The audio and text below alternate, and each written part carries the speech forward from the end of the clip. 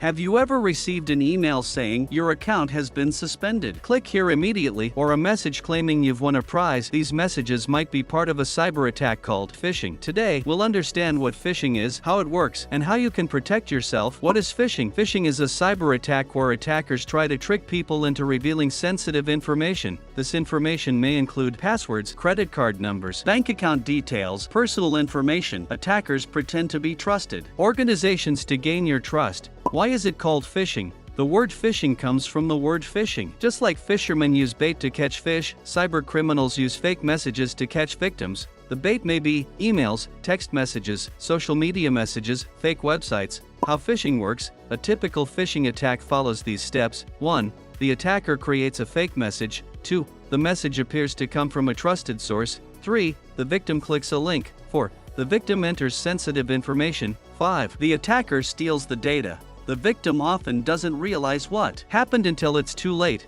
Phishing email example. Imagine you receive an email from what appears to be your bank. The email says, "Your account has been locked. Verify your information immediately." The email contains a link. When you click it, you are taken to a fake website that looks identical to the real bank website. You enter your login credentials. Now the attacker has your username and password. Common types of phishing. There are several types of phishing attacks. Email phishing. The most common type: attackers send fake emails pretending to be trusted companies. SMS phishing. Smishing.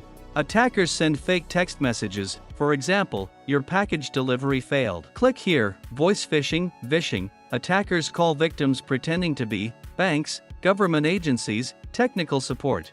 They try to convince victims to share information. Spear phishing. A targeted attack aimed at a specific person or organization. Attackers often research their victims beforehand. This makes the attack more convincing. Signs of a phishing attack. There are several warning signs. Watch out for urgent messages, threats, or warnings, suspicious links, spelling mistakes, requests for passwords, requests for financial information.